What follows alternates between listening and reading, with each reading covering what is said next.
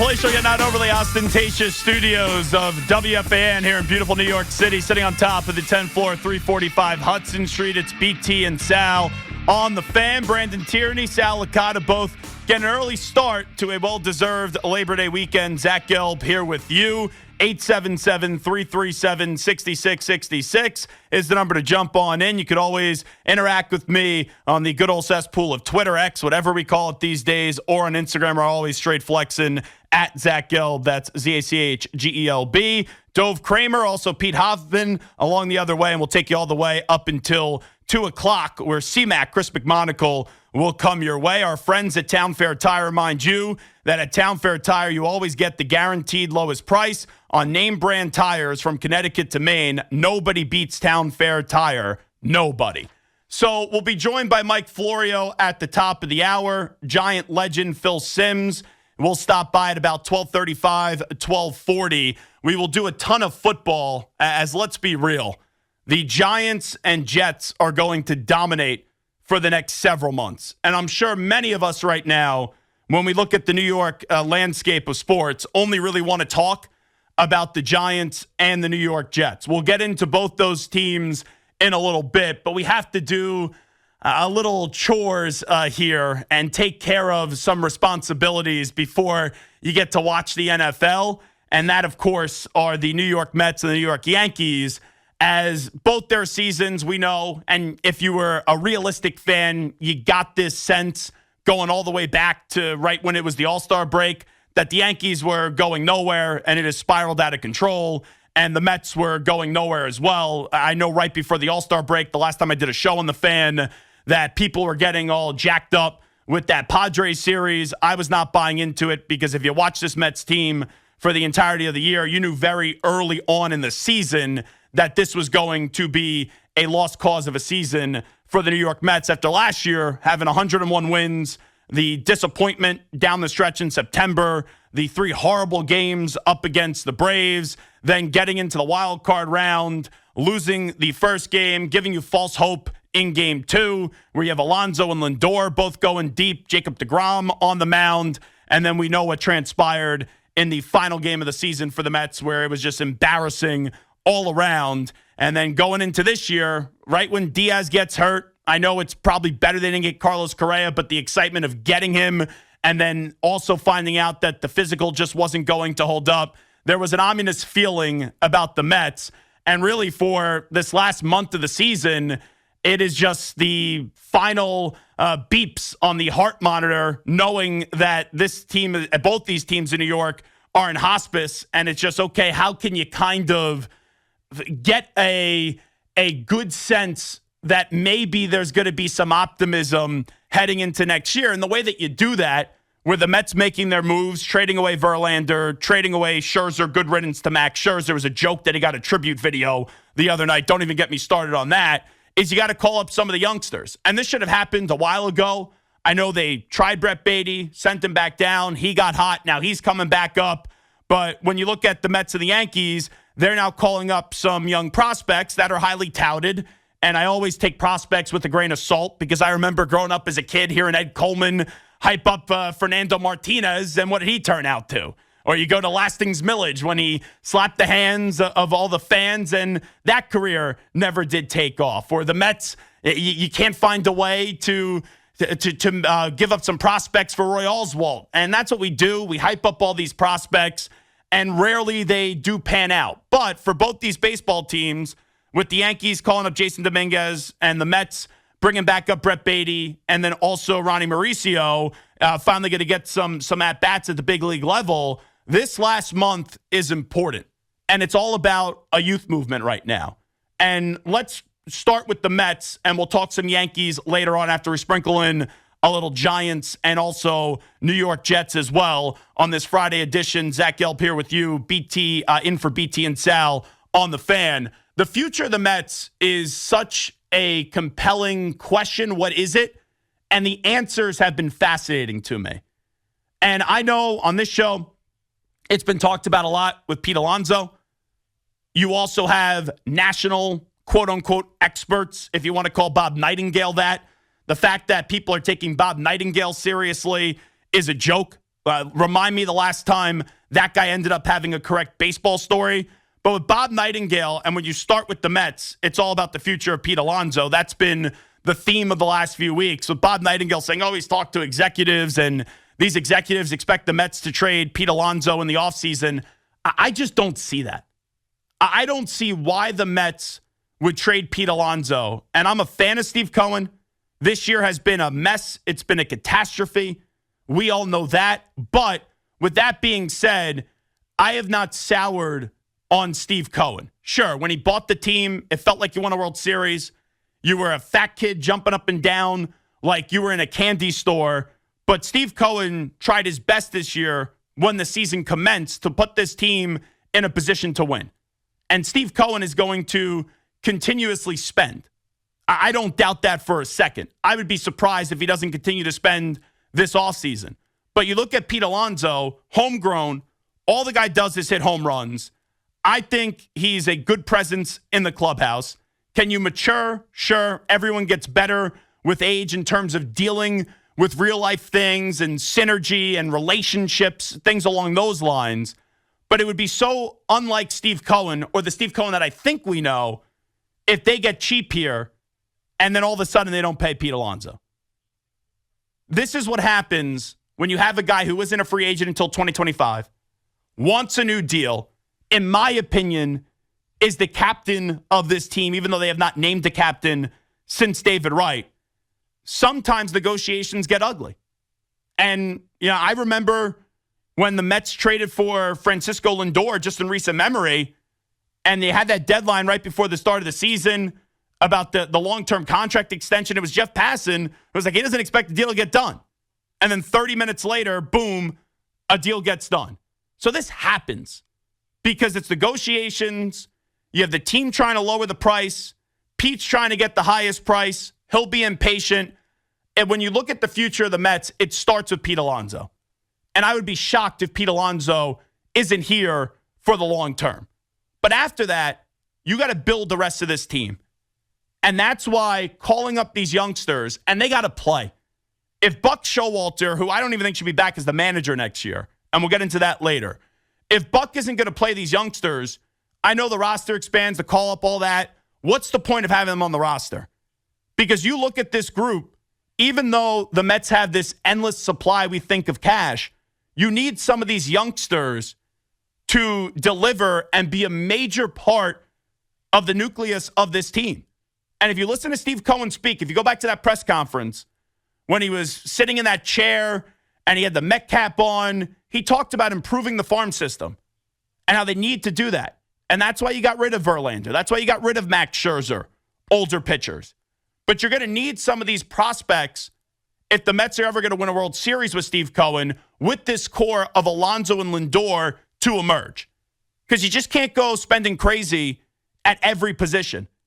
And I know Lindor didn't get off to the best of start, but Lindor has been sensational the rest of the season. Pete and Lindor are your two big money pieces. Brandon Nimmo has some pop in the bat this year. He's another piece. But then after that, it's what else do you have on this roster that could be a part of this group and could be a part of this core moving forward? You look at Jeff McNeil. I'm sure some Met fans, guy wins a batting title a year ago. This year, he's been brutal. He's been lost at the plate. I think he's too much in his own cabeza. But you look at someone like Jeff McNeil, I don't think they're going to trade him this offseason because his value is going to be low. So a guy like Jeff McNeil, he doesn't have to go hit 325 next year, but can you be a bottom of the order guy and go bat 290? And we'll see if Jeff McNeil could do that. Alvarez, for the most part, pop in the bat, has handled the pitching staff well. You know that you have your catcher for the next 4 or 5 years, whatever it may be. But after that, like you could say, go add a corner outfielder in free agency in the hot stove season. You need other guys to emerge. And I know that the way that prospects work, most of them do not pan out. That's at least the way that I feel about it. That's why I go crazy when everyone gets to the deadline and they hype up all these prospects that they never seen play. But out of these three guys, and Ronnie Mauricio, Mark Vientos, and Brett Beatty, one of those guys have to find a way to be a stud. And if they don't, then you're going to, and the Mets will eventually be back in the postseason. Like, that will happen. I don't think they're as good right now, clearly, as they were at 101 wins last year, but I don't think they're as bad at the anemic rate and the lethargic, putrid rate that they're playing at this year. So they're going to get better. You look at the wild card situation, now adding more wild card teams, the Mets should be in the mix next year to be a wild card team. We know the Braves are going nowhere. They're dominant. They're the standard right now in the NL, them and the Dodgers. You also know that the Phillies, I hate to say it, it pains me to say it, they're a fun team. Even though I'm a Mets fan, the Phillies are a team you look at. The Trey Turner story has been awesome. Bryce Harper, the way that he quickly came back, they're not a team, even though they are the Phillies, that you kind of like roll your eyes at and you can't stand because just the way that they're playing baseball this year. But you look at this Met team, they should be contending for a wild card spot next year. And if you want to maybe go on a run and get hot at the right time in the postseason, you're going to need next year a deep lineup. And you have some pieces there, like I said. Pete's not going anywhere. Lindor, even after a slow start, is really good. McNeil's got to bounce back to some capacity next year. Nimmo, I'm a big fan of. Alvarez is a solid catcher, is good, has given you more positive moments than negative moments this year. But you got to round out the rest of this lineup. And it needs to be in this next month. Mauricio playing every day. Vientos playing every day. Brett Beatty playing every day. Don't bring them up here and all of a sudden do the NBA thing of load management and we need to give them a day off every 3 days. Play them. Play them every day. I don't need to see Vogel back. I know Stewart's been good as of late. I need the youngsters to be the priority because they need the experience now. Hopefully, you get some of those guys get hot at in the final month of the season, and it sends you off into the offseason with some confidence with these youngsters because they're going to be relied upon next year. Because in free agency, if the Mets are going to be active, and I believe that they will, you will look at them to probably address more so of the bullpen and the starting rotation as well. Because Kodai Senga has been really good in year one. But now you don't have a Verlander. Now you don't have Max Scherzer as well. And that's why I think the priority for the Mets this offseason in spending is going to be more so pitching. So these guys right now, the youngsters that they're calling up, they're going to be put in a pressured situation. I know the team stinks. I know, right, there's no expectation to win for this year because they're so far out of contention, and that ship has already sailed. But these youngsters are going to be relied a lot on for the next year, two, and maybe hopefully into the future. And that depth and rounding out the lineup and getting one of those guys to break out and be better than what you think, you take advantage then of where the salary is at a low point, and then you could spend and allocate those other dollars in other areas. So the future of the Mets right now is fascinating to me. Calling up these youngsters, it's the only move. It should have been done a while ago. I know that's always a tricky situation in baseball, but this is going to be a hot stove season for the Mets, which it's fascinating, and I wonder what the vibe of the Met fan is going to be heading into next year. After last year, until September, it was at an all-time high, and this year, it has just been a slow, painful death. 877-337-6666. Let's go to Clem and Rockland. First up on the Fan with Zach Gelbin for BT and Sal. Clem, what's happening? Hey, good morning, Jack, man. Listen, great show. So I'm a big Mets fan for many, many years. My mom, my grandfather, rest his soul, man, it just embedded it in me. As far as Pete Alonso, man, I love him. Homegrown, you're absolutely right. But he said two things. You think that he's a good teammate in the clubhouse. We don't know. Obviously, that where there's smoke, there may be fire. There's some rumblings. I see Pete as a nice guy, genuine guy, caring guy, community guy. I couldn't see how he would be a cancer in the clubhouse. And by the way, that hospice thing you said, man, just threw me off because my dad was just in there, man. It kind of threw me off there. But anyway, Pete could be traded for many five-tool players or several five-tool players. You said all he does is hit home runs, and that's true. He's gotten better in the field, but by no means is he Keith Hernandez at first base. No, but he's not as bad as the way that people told you he was at first base when he first got called up. And he's gotten better. He's gotten better. He's put the time in. He's gotten better. Guy that works hard. You can see that. But all I'm saying is, I strongly think we got to consider getting rid of Pete because why? What we can get back in return. Don't you think we can get, like when Herschel Walker was traded and the Cowboys got back all those players? Look what happened several years later. But Glenn, let me ask you this: in baseball, it's totally different than the NFL. In baseball, it sometimes takes these prospects 3-4 years to get an opportunity in the big leagues. I have a guy every year that hits 40-something home runs. And I know the Met fan's going to say, but what did it get you? I'd rather have that piece than not have that piece. Instead of trading for prospects that you hope pan out. You know, this isn't Verlander, this isn't Scherzer when you're up there in age. Pete Alonso is still in his prime. Let's go to John in Hyde Park. Next up, Zach Gelb here with you on The Fan. John, what's happening? Hey, what's going on, Zach? First off, you're not trading Pete Alonso, so I don't know why the hell we're talking about this. Secondly, I was thinking about if the Mets got Ohtani, right? Mm-hmm. I know he's got the two Tommy Johns are going to wind up happening by the time the season's over. Why not put him in the bullpen with him and Diaz instead of putting the stress on his arm as a starting pitcher? You can use him in relief places. You know what I'm saying? I think that could benefit, and you could still get his arm and the bat. It's a great point that you bring up, John. Now, clearly, everyone would love Shohei Ohtani, and I would think Steve Cohen won't be outbid just because the fact that you're offering the most money doesn't mean that he's going to come here.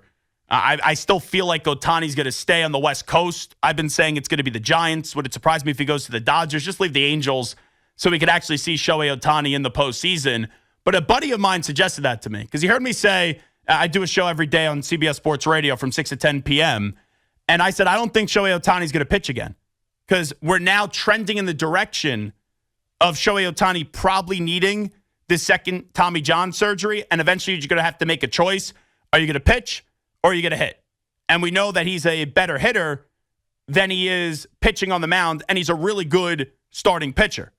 But with that being said, the idea of him maybe going into the bullpen where that arm doesn't get taxed as much and he could still drive up his value, I think is a tremendous idea as well. And clearly that's the big prize possession this year. If the Mets could go get Shohei Ohtani, we'd all be doing backflips, and my 6'4" frame and built like a football player would try to do a somersault in the street. Easier said than done. And you could offer the most money. If Ohtani wants to stay on the West Coast, there's going to be nothing that the Mets could do about it. We'll take one more before the break. Let's go to Stefan in Brooklyn next up on The Fan. Stefan, what's happening? Hey, what's going on, Hop? Well, I was talking to Hop. What's up, Gelb? Listen, I like this Mets talk. I like what you're talking about. You're right with these prospects, and it's exciting to see it happen. Crazy to think that a year ago we were looking at maybe a Subway Series, right, in the World Series, and look where we are now, right? I don't want to trade Alonso. I don't know why that's something that is even being considered. I know some of your colleagues over there, they're talking that stuff up, and it's wild because they try to say, like, look, we're not saying you're going to get that in one player. Oh, let's spread it around a few guys. Why do that? Why do that when you got the guy that gives you 40 and 100 RBIs every year? Just keep him in there, lock him in. I would say lock him in this offseason, and definitely I'm still watching for the next month because that's all we have in baseball, and it's a big, 5 months off. But I'm interested in kind of hearing your thoughts. I agree about Ohtani. I think we should be all in on him if possible. We need another big bat. We knew that. We dodged the bullet in Correa in the offseason, right? But I like these firings, too, because I think it sends a message that, like, we're not going to be mediocre. We can't take that. We need our young guys to develop. And I'm really glad Mauricio, and I like what you said, let these guys play every day. There's nothing to play for. Rest, have him and Lindor, everybody feel out Lindor. Hey, Lindor, you're the captain, or whatever, you and Pete, you guys are the big bats in the lineup. Let those guys play every day together so they could get that this next month to help them prepare for next season. What do you think about that? Yeah, Stefan, I appreciate the time. They're going to need some of these youngsters to break out. It's that simple. Because I don't think Ohtani's coming here. I believe they'll spend more on pitching this offseason Pete's not going anywhere. Lindor's not going anywhere. McNeil, Nimmo, those guys aren't going anywhere. You have Alvarez. You need within one of these or two of these youngsters to break out to really wrap up the lineup and fill out the lineup for next year. 877-337-6666. Zach Gelbin for BT and Sal right here on The Fan.